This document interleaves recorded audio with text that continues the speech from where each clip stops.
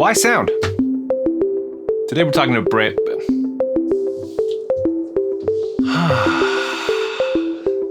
Today we're going to talk about brand recognition. I'm going to back up here and I want to talk about my feelings about brand.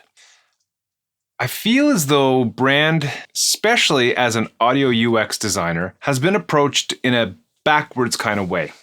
What I mean is, everybody's trying to build a brand as its own thing. A brand is your product. It is the experience. It is what you offer. I've always been of the mindset, build the product, build the functionality, build the experience, and let the brand grow out of that. And this is how I approach sound design and audio branding with all my clients.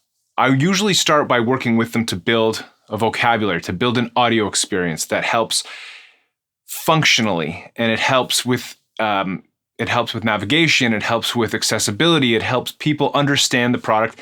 It helps. And I start. What the hell was that? See, I just heard a notification, but I have no idea what it's from. Hold on. No. Oh. Clear notification. Okay, deleted your notifications. There we go. Now that's really interesting because I don't use notifications a lot, so when it comes through, it's a bit out of context, and it just doesn't. I'm not quite sure how to help you with that. I'm not going to say her name again.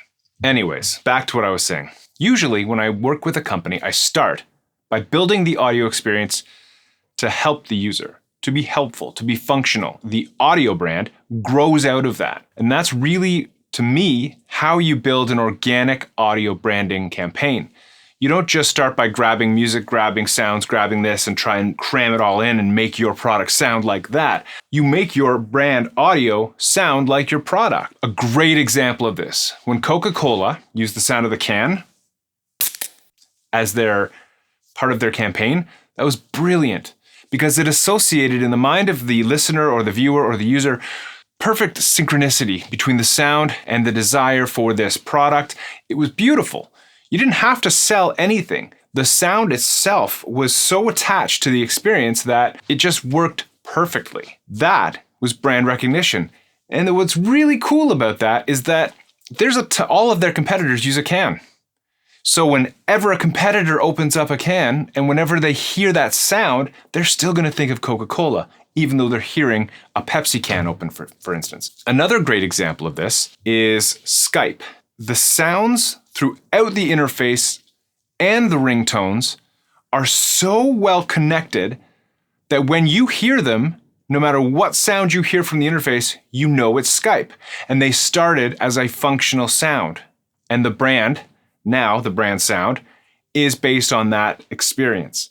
And that's really, really important because people hear these sounds out in the wild and they know that this is Skype. Just by hearing it from 10 feet away, or from the next room, you can hear these sounds and you know. So these are a few examples of branding and brand recognition with sound design. And it's something to really consider when you go about building your product and how your interaction sounds, notification sounds, or any other audio touch point, how it will come across from a brand recognition perspective. How are people going to recognize your product versus your competitor's product? How can you differentiate yourself? And if you want to learn more about this, reach out. I love to talk about this stuff. Why? An audio logo?